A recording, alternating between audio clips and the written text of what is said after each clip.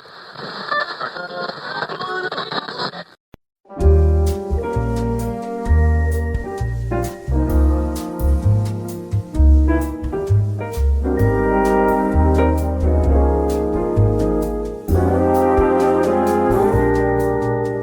a world of rat and ruin, dear, you're my shelter in the glow. With your Pip-Boy on your wrist, my love, you're the voice I long to Welcome back to the Dusty Signal, my little devils. I'm glad to have you. We've hit double digits with this little show, and that's a bit of a milestone, don't you think? As it turns out, our boy Nate has also hit double digits. Except, he ain't one to look at that as a milestone. He's been through quite a lot getting acquainted with the wasteland. But old Nate ain't one to yap about it much. You ever notice how the quietest people carry the loudest stories? The ones who don't perform their pain for a crowd, don't wear it on their sleeve like a badge, don't need you to know how bad it was. They just keep moving. Keep building. Keep putting one boot in front of the other, like the alternative never even occurred to them. I've met a few people like that in my travels. I'd imagine you have as well. They tend to be the most dangerous people in any room, and somehow, the most trustworthy ones too. Funny how that works. Tonight's tape, it's a man finding his footing. He's become something different. Different than he was. Someone different. Something new. Something the Commonwealth has rarely seen. But I'll let him explain it. He's better at it than I am anyway. Tape 10 is now live. Log 010, November 1st, 2287. No new intel on Shaun. I was heading out for Diamond City. Mama Murphy's vision, the answers I need. When Preston Garvey stopped me, said he needed to talk. Said too many people out in the wasteland are hurting, being taken advantage of. Said the Minutemen needed help, but after Quincy, there's only 5 of them left. None of them fighters. Not really. I told him I didn't have time. Told him it wasn't my fight. He just stood there, staring at me. Said if we don't do something, no one will. He had a point. And then, I don't know how to explain this exactly. I could feel Nora, not hear her, feel her. The way you feel someone standing behind you in a dark room. She would have already been halfway out the door to help. Wouldn't have thought twice about it.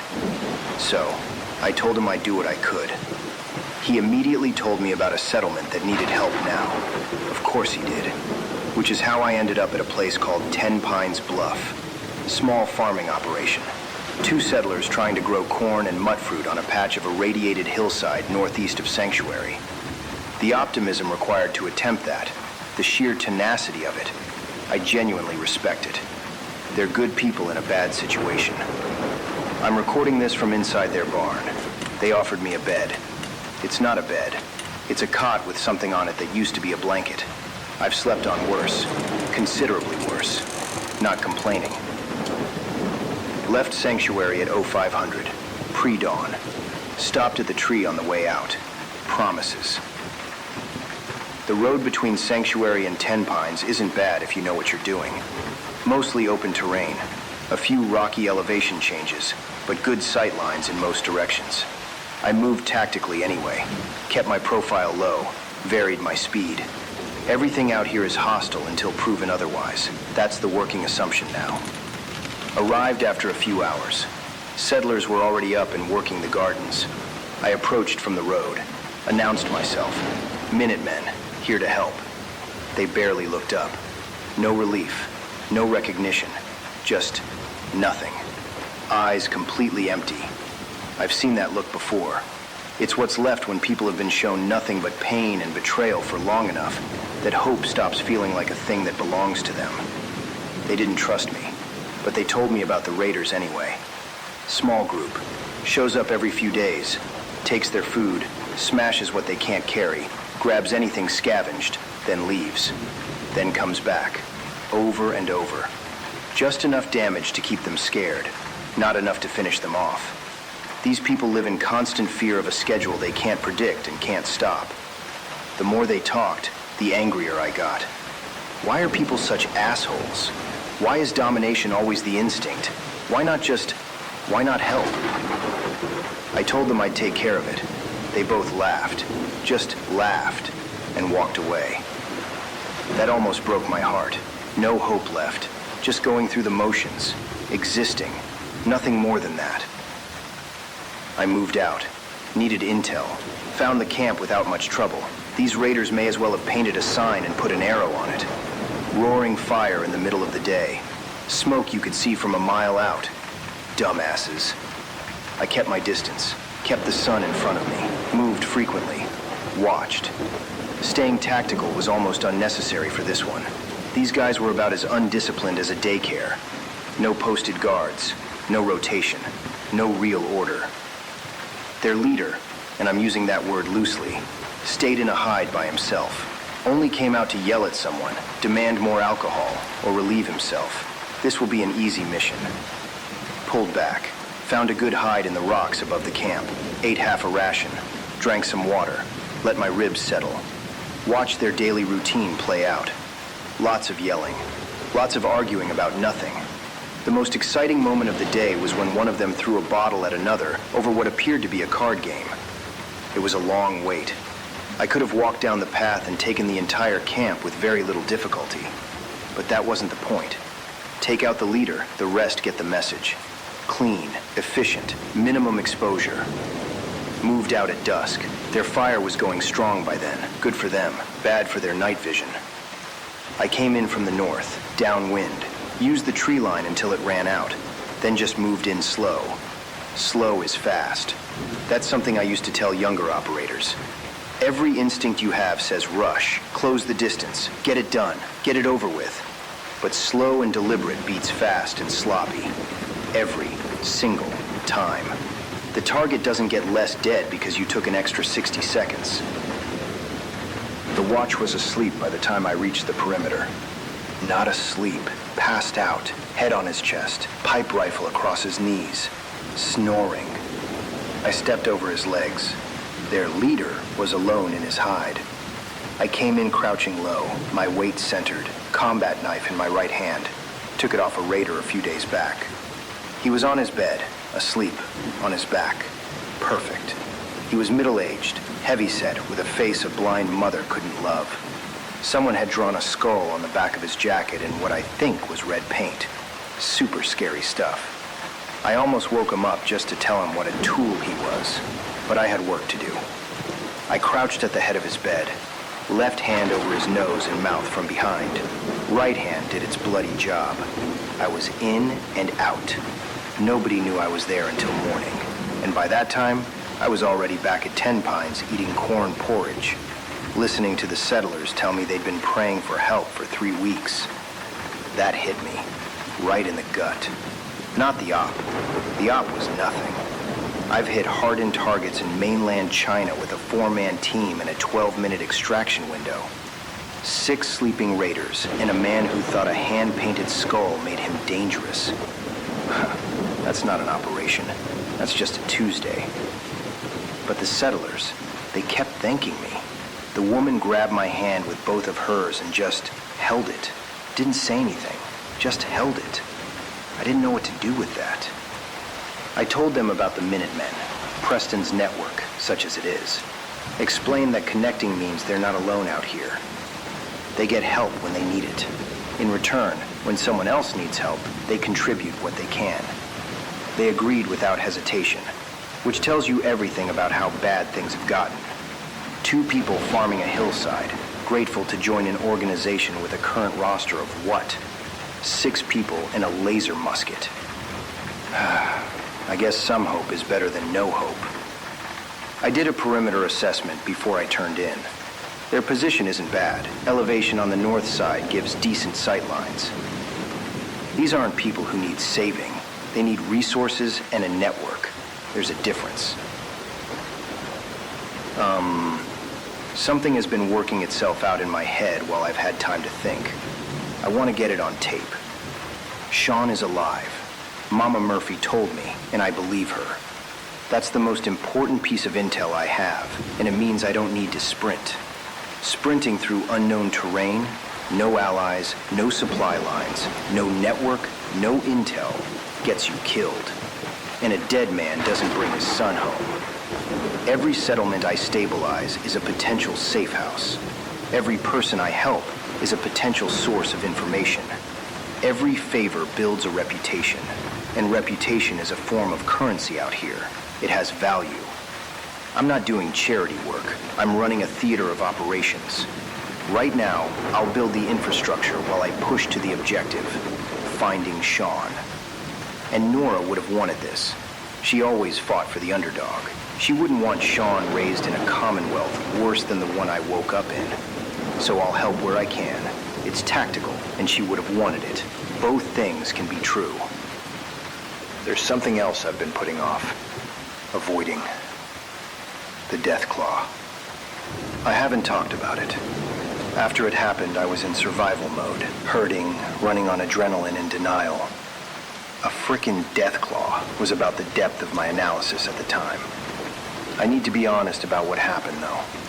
Not for the record. For myself. When I came out of that vault, I was confident. Too confident. I'd handled every threat that came at me. No remorse, no hesitation. Military training, adrenaline, and a rage that hadn't found its ceiling yet. I thought I understood the hierarchy out here. Raiders at the top. Dangerous, sure, but manageable, predictable, human. I was wrong. That Deathclaw busted out of the sewer and my brain did something it has never done in my entire life. It just went blank. Not the tactical blank. Not the clean, focused absence of thought you train for, where instinct takes over and your body just moves. I know that blank. I've lived in that kind of space. This was the other kind. The kind where something in you looks at what's coming and just steps back, goes quiet. I've been under fire on 3 continents. I've been in rooms with people who wanted me dead and had the means to do it. Situations where I genuinely did not know if I was walking out. I handled them all. Not always cleanly, not always without cost, but I handled them. That Deathclaw scared me.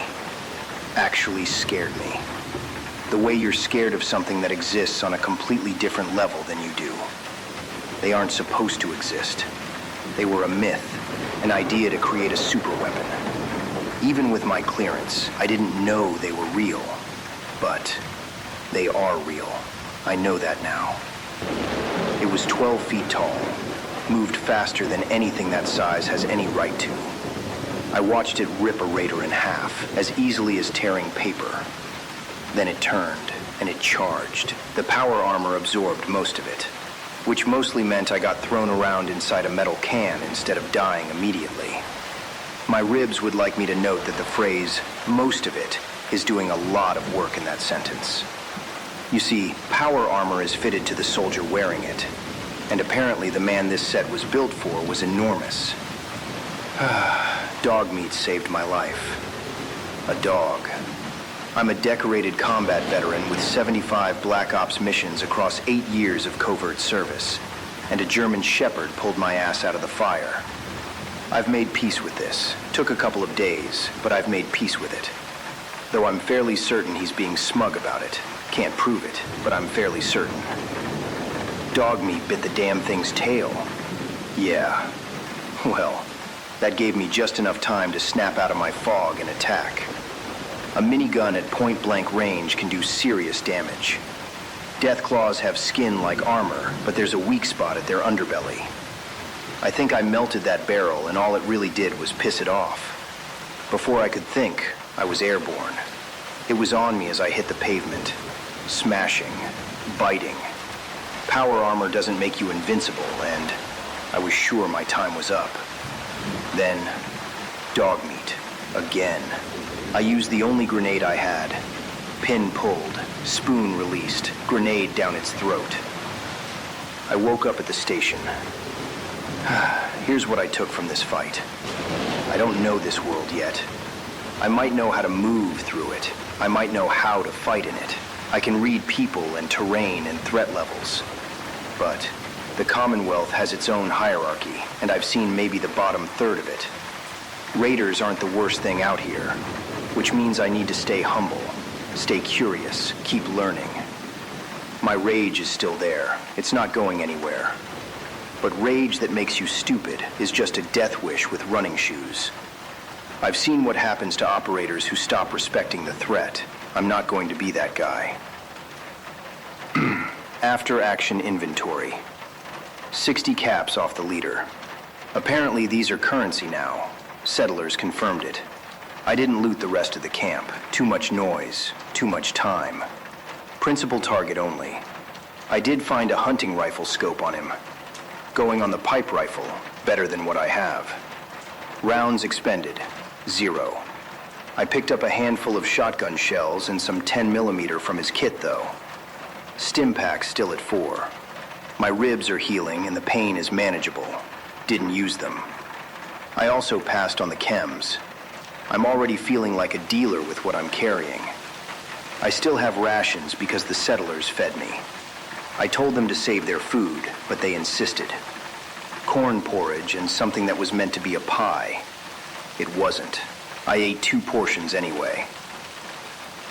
I'm heading to Diamond City tomorrow. Moving out at first light, getting some answers. The rain should let up by then. The settlers are asleep. My ribs hurt less than they did this morning. I'm calling that a win. This is Staff Sergeant Nathaniel Campbell. Out. Well, now that's more like it, Sugar. Preston Garvey stopped him at the gate, asked for help, and Nate's first instinct was no. Not my fight. I've got somewhere to be. I've got a son to find and a killer to hunt. And then he felt her. Not heard, felt. The way you know without turning around that someone you love is there with you. And just like that, he agreed to help. Because she is still with him. So, he heads out to 10 Pines to help. But I don't think Nate was ready for what he saw there.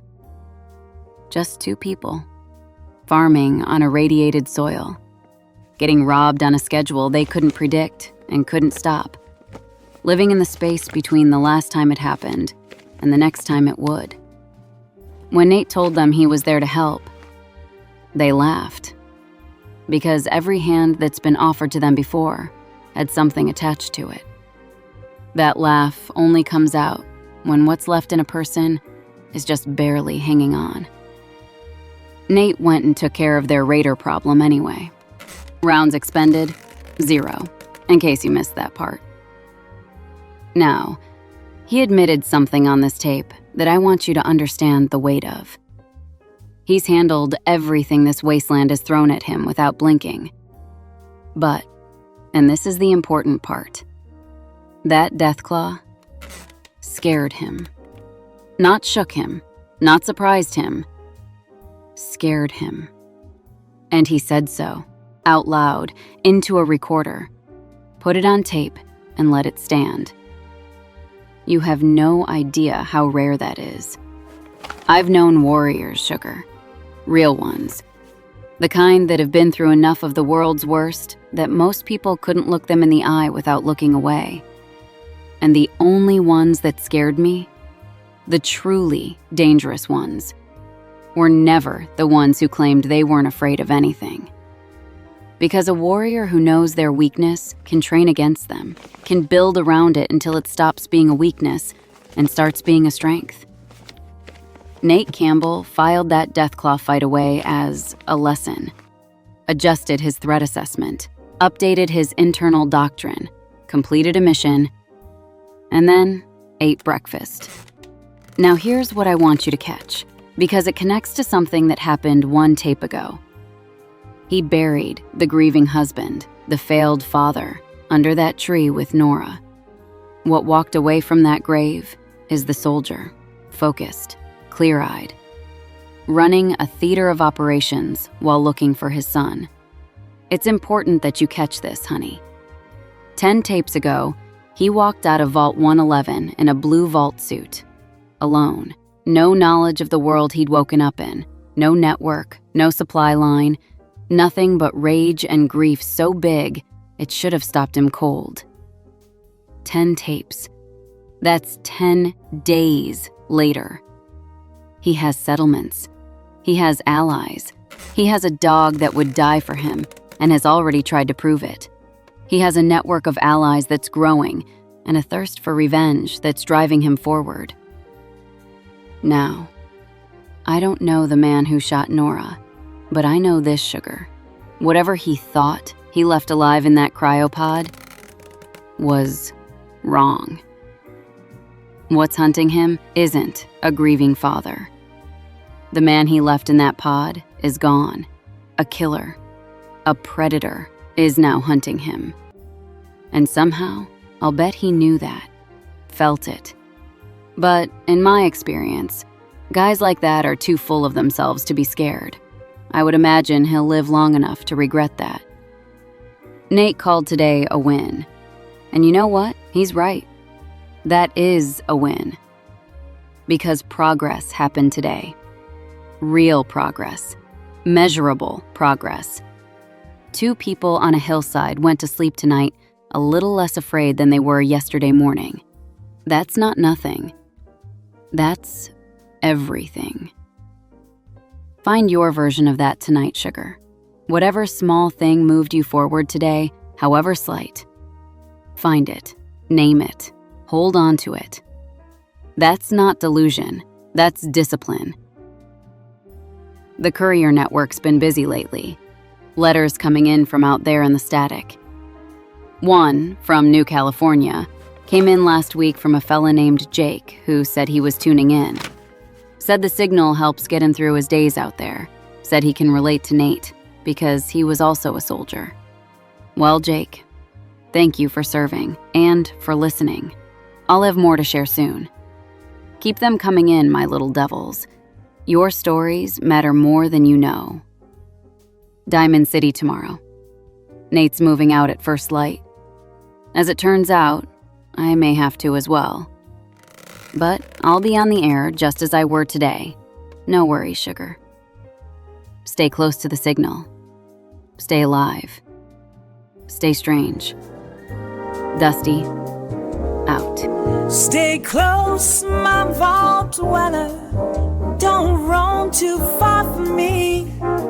With you I build our paradise beneath the desert sea. Oh my Calvin, you make my heart far away.